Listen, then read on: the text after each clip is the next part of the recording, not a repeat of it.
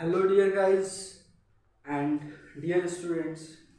मैं हूं Mohammad Afaq and welcome to my channel Afaq E academy.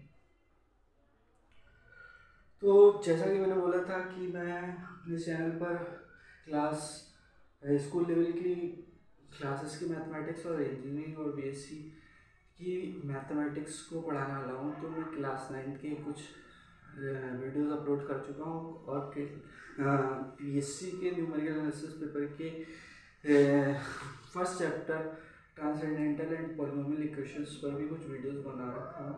अब मैंने पिछले इस lecture series transcendental and polynomial की है, जो उसमें मैंने कवर कर लिया था बाइसेक्शन मेथड को एक पॉलिनोमियल और ट्रांसेंडेंटल इक्वेशंस के एग्जाम्पल लेकर के सॉल्व किया। अब हम आगे बढ़ते हैं। नेक्स्ट मेथड है न्यूटन रैफसन मेथड।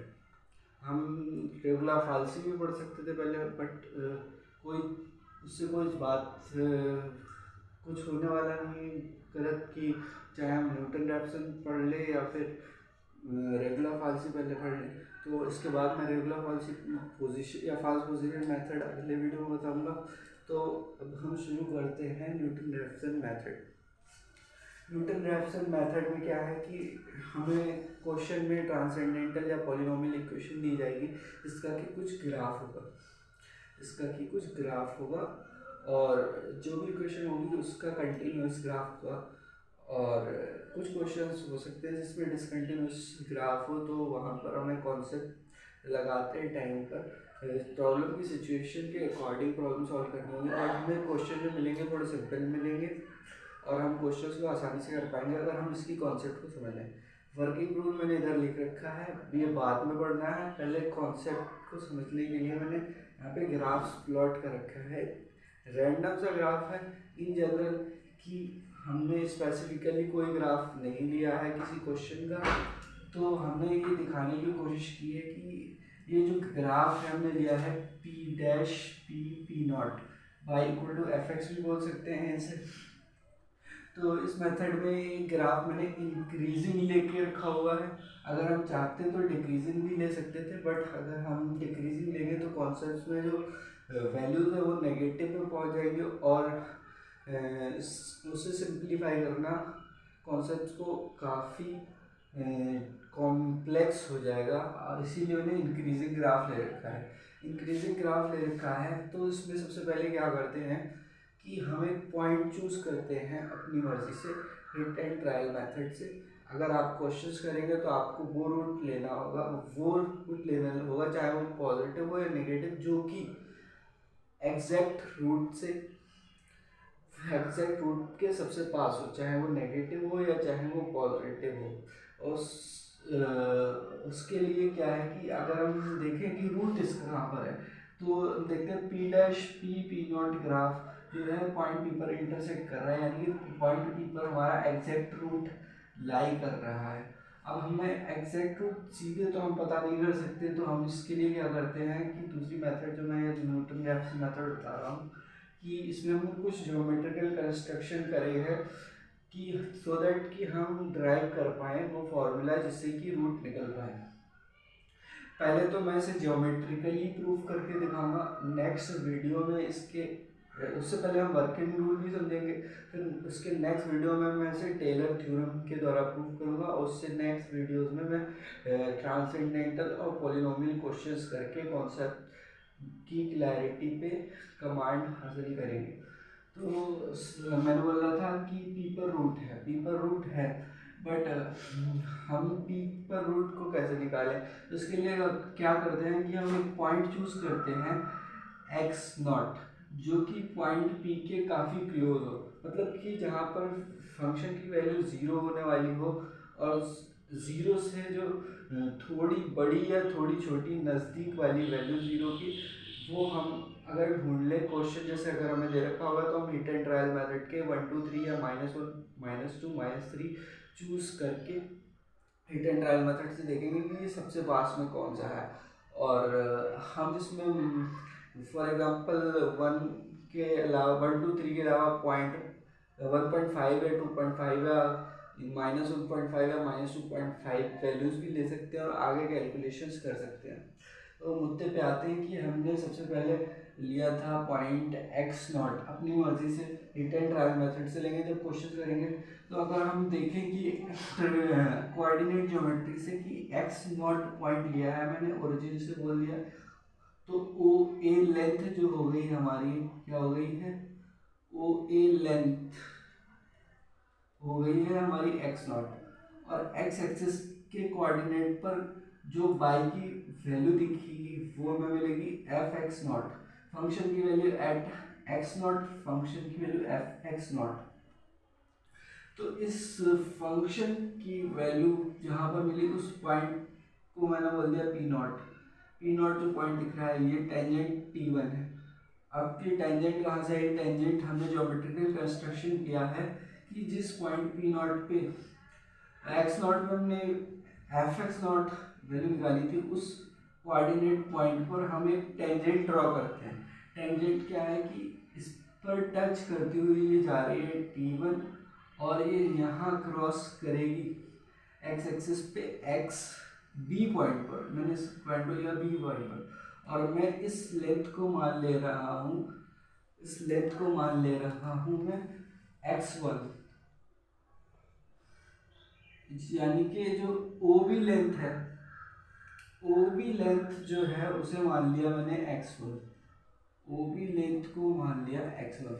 अब देखते हैं कि जो x1 पॉइंट है, x1 पॉइंट जो है वो एग्जैक्ट रूट के काफ़ी करीब आ गया है।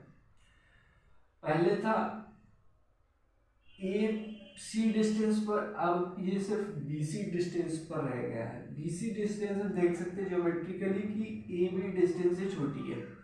तो अगर हम इस पॉइंट पर की वैल्यू निकाल लें x1 की, तो हम और इसके नज़दीक वाली वैल्यू भी निकाल सकते हैं रूट की। तो x1 की वैल्यू अगर हमें पता है तो हम x1 पर जो है P1 पॉइंट बन रहा है, P1 पॉइंट के कोऑर्डिनेट होंगे x1, f(x1). आगे हम ये प्रोसेस रिपीट करने वाले हैं, इटरेट करने वाले हैं। तो देखिए कहाँ तक पहुँचे हैं हम, x1। अब अगर हमें x1 की वैल्यू चाहिए हो तो क्या करेंगे, सबसे पहले तो लिखेंगे हम OA बराबर, सॉरी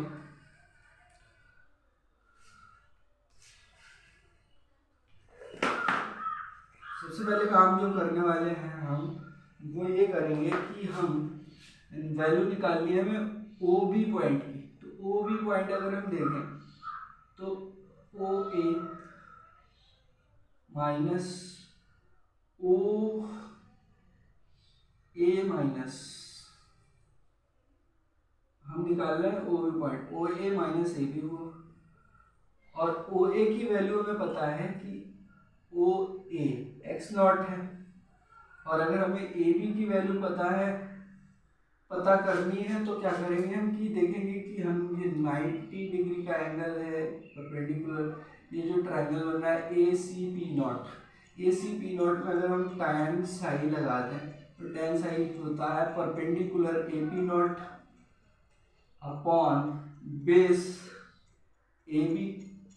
तो यहाँ से ए बी की वैल्यू हुई A P not upon tan psi, और ए बी इक्वल टू, अगर हम ए पी नॉट देखें तो क्या है, ए पी नॉट कुछ नहीं है, फाई की वैल्यू है एक्स नॉट पॉइंट पर जो कि है F x naught upon tan psi.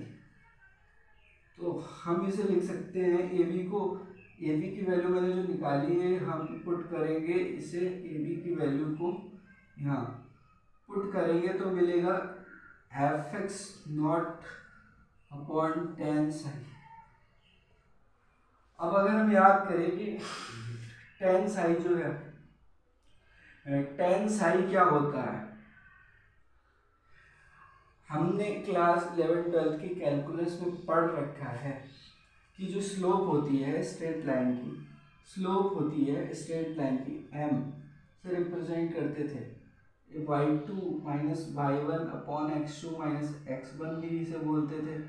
और ये इक्वल टू होती थी टेन ऑफ थीटा, यहाँ पर हमने ले रखा है साई, तो टेन ऑफ थीटा या साई, टेन थीटा या टेन साई जो होती है वो वैल्यू होती है इक्वल होती है ये एफ डैश एक्स नॉट, मतलब जिस पॉइंट पर हमने टेंजेंट खींची है उस पॉइंट के डेरिवेटिव के इक्वल भी होती है, जो टेन साई या टेन थीटा है वो एम से रिप्रेजेंट करा जाता है। तो हम टेन साई को हम एफ डैश एक्स नॉट भी लिख सकते हैं, F x naught upon F dash x not.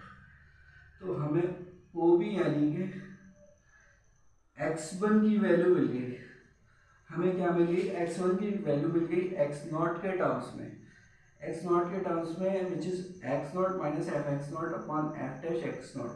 अब हम क्या करेंगे कि देखते हैं एक्स वन रूट जो सेकेंड अप्रोक्सीमेट रूट है, फर्स्ट हम अपनी हिट एंड ट्रायल मेथड से मान के चलेंगे, निकाल कर चलेंगे। अब जो मैंने माना है फर्स्ट, इसे बोल सकते हैं कि जीरोथ अप्रोक्सीमेट रूट, या इसे बोल सकते हैं फर्स्ट अप्रोक्सीमेट रूट, और इन सिंबल्स के अकॉर्डिंग बोलते हैं, या फिर हम ऐसे बोल सकते हैं फर्स्ट है ये सेकेंड है और जो आगे आएगा वो थर्ड है। अब और एक्यूरेसी के लिए कि हम पी पॉइंट तक पहुंचना चाहें तो हम क्या करते हैं कि एक्स वन पर से परपेंडिकुलर डालते हैं कर्व के ऊपर, कर्व के ऊपर जो परपेंडिकुलर डाला उस पॉइंट की वैल्यू को माना पी वन, उसकी वैल्यू होगी x one F x one. अब क्या करा कि मैंने पी पॉइंट पर फिर से एक टेंजेंट ड्रॉ कर दी, टेंजेंट ड्रॉ कर दी T2, ये इसे टच करती हुई जा रही है और ये इसे नए एंगल पर काट रही है किसी। अब मान लिया इसका नाम एंगल का कुछ साइड डैश है और ट्राइंगल हमारा बनेगा, राइट एंगल ट्राइंगल बनेगा C P one and X one.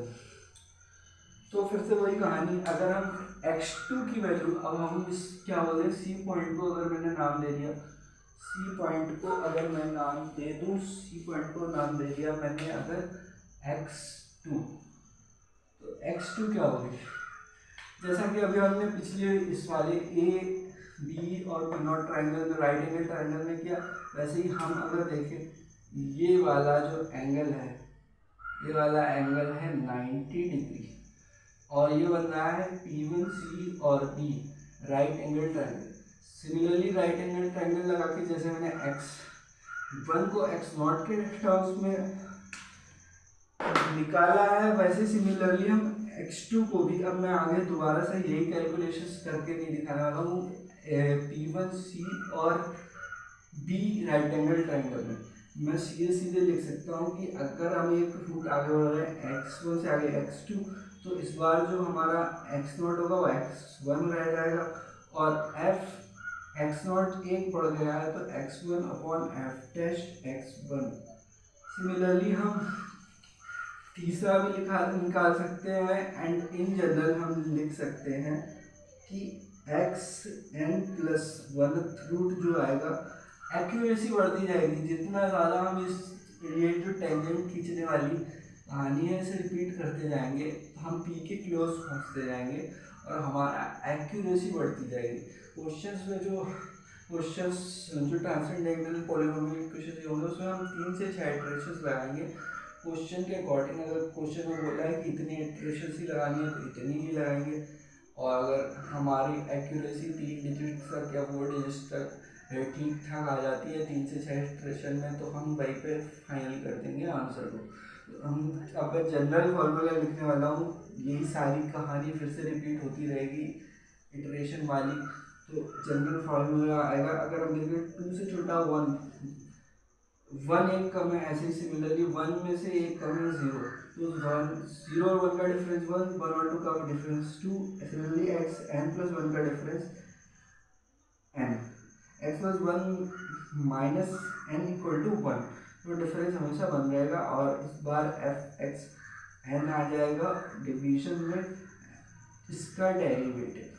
तो ये तो कहानी थी हमने की ज्योमेट्रिकल मेथड से रेगुलर क्वांटिटी नहीं, न्यूटन रैप्सन मेथड का फॉर्मूला ड्राइव कर लिया। हम इसे बॉक्स में बंद कर दें। क्योंकि ये हमारा फाइनल फार्मूला है। इसके आगे मैं वर्किंग रूल समझाने वाला हूँ सारे क्या है। उसके नेक्स्ट वीडियो में आपको बताऊंगा कि टेलर थ्योरम से ही इसी फार्मूले को कैसे प्रूव किया जाता है, और उसके बाद में क्वेश्चंस करेंगे। अब आगे बढ़ते हैं। वर्किंग रूल में क्या, सबसे पहले क्वेश्चंस आएंगे। तो क्वेश्चंस में हमें क्या करना होगा कि सबसे पहले हमें एक गिवन फंक्शन दे रखा होगा x इक्वल टू 0 से इक्वेशन मान के दिखाया, हालांकि उसका कुछ यूज़ नहीं करने वाले हम। Find initial root x not, initial root x naught such that f x naught is equal to approximately 0। ये जो साइन है थोड़ा सा, ये इक्विवेलेंट है अप्रोक्सीमेट जीरो, एग्जैक्ट रूट नहीं है। इसे ही हम फर्स्ट रूट मानते हैं, हालांकि इसे नॉट एक्स 0 से रिप्रेजेंट करते हैं। चाहे तो हम अगर x 1 से रिप्रेजेंट करते तो हमारी कहानी कुछ और होती, सिंबल्स चेंज हो जाते, बट कॉन्सेप्ट वही रहने वाली है। Second, find F x not. अब हमें एक्स नॉट अपना पॉइंट मिल गया हिट एंड ट्रायल मेथड से, जो कि सबसे ज़्यादा क्लोज होना चाहिए 0 के। और 1 2 3 एंड -1 -2 -3 अगर इसमें कहीं पे बीच में लेना चाहें हम 1.5 या 2.5 या -1.5 या -2.5, तो हम वो भी लेकर के कर सकते हैं। क्वेश्चन में जो कैलकुलेशंस करेंगे तो डेसिमल वाली कैलकुलेशंस थोड़ी ज़्यादा लेंदी लगेंगी, और जो बिना डेसिमल वाली कैलकुलेशंस होगी वो थोड़ी सिंपल लगेंगी भले, बट हमें इटरेशन ज़्यादा लगाने पड़ेंगे। और जो डेसिमल वाली वैल्यूज़ पे कैलकुलेशन करेंगे वो कैलकुलेशन टफ होंगी, बट इटरेशंस कम लगाकर भी जल्दी हमारा फाइनल आंसर आ जाएगा। तो इसके बाद में हम क्या करते हैं, एक्स नॉट पॉइंट मिल गया तो हम एफ एक्स नॉट ऐसा पॉइंट मिल गया कि F x not is approximately equal to 0, मतलब 0 के आगे आगे पास होगा, चाहे वो पॉजिटिव हो नेगेटिव। इस बार हमें दो नंबर्स नहीं चाहिए होंगे, जैसे कि बाइसेक्शन मेथड या रेगुलर मेथड में चाहिए होते थे। हालांकि रेगुलर मेथड पढ़ा ही नहीं है, तो आगे पढ़ेंगे उसमें। अब उसके आगे क्या करते हैं, एफ एक्स नॉट हमें मिल गया, फिर हम उस एफ एक्स नॉट के आगे बाद में एफ डैश एक्स नॉट निकालेंगे। एफ डैश एक्स नॉट कैसे निकालेंगे कि सबसे पहले फंक्शन में रखा होगा उसे डिफरेंशिएट करेंगे, एफ डैश एक्स मिल जाएगा। फिर जो हमने अप्रोक्सीमेट रूट निकाला था हिट एंड ट्रायल मेथड से, उस पर वैल्यू निकाल के एफ डैश एक्स नॉट निकालेंगे। इसके आगे थर्ड स्टेप में क्या करना है, वर्किंग रूल के find approximate root by Newton Raphson method. तो हमने जो फॉर्मूला निकाला था x1 equal to x naught minus F x naught upon F dash x naught, वही यहाँ पर लिखा है। मतलब कि इस बार हम सेकेंड अप्रोक्सीमेट रूट x1 निकाल रहे हैं। फिर से आगे क्या करेंगे, जब हमें x1 मिल जाएगा तो एफ x1 पे वैल्यू निकालेंगे फंक्शन की, क्योंकि हमें आगे फॉर्मूले ज़रूरत पड़ने वाली है। एंड एफ डैश x1 की वैल्यू निकालेंगे।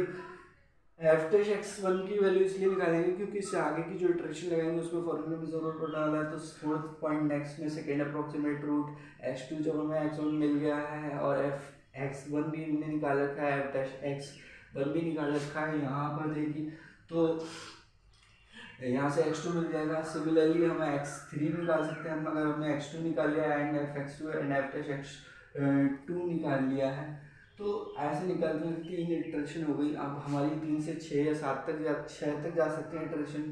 इसमें हालांकि एक्यूरेसी जल्दी आ जाती है बाइसेक्शन मेथड की अपेक्षा। तो फाइनली जो हम in general x n+1 n can be 5 और 6 and x n can be 4 और 5, और एफ एक्स एन की वैल्यू निकालेंगे, एफ डैश एक्स एन की वैल्यू निकालेंगे। जनरलाइज करते हुए मुझे ये फार्मूला मिला, ये फार्मूला अप्लाई करके हम क्वेश्चंस को सॉल्व करेंगे। ये तो मैंने यहाँ कंप्लीट करा दिया ज्योमेट्रिकल वर्जन एंड इसका वर्किंग रूल क्वेश्चंस को करने के लिए। इसके नेक्स्ट वीडियो में मैं फिर से बता रहा हूँ कि मैं जो इससे ज्योमेट्रिकल प्रूफ को टेलर थ्योरम से प्रूफ, जो इस ज्योमेट्रिकल प्रूफ की जगह टेलर थ्योरम से इसी फॉर्मूले को प्रूफ करूँगा। और फार्मूला हमें याद रखना है, एक्स n+1 इक्वल टू होता है X N minus F X N upon F dash X N. तो वीडियो यहीं पे समाप्त करते हैं। वीडियो को लाइक और शेयर करते रहना, और चैनल पर सब्सक्राइब भी कर देना अगर आप नए हैं। और आप अगर पुराने सब्सक्राइबर हैं और आपने सब्सक्राइब कर रखा है तो ध्यान से देना कि आपका बेल आइकन प्रेस्ड होना चाहिए, तभी नोटिफिकेशन आपको पहुंचेगा। अगर आप सिर्फ सब्सक्राइब करते हैं तो नोटिफिकेशन नहीं पहुंचेगा। तो see you in the next video, till then good bye.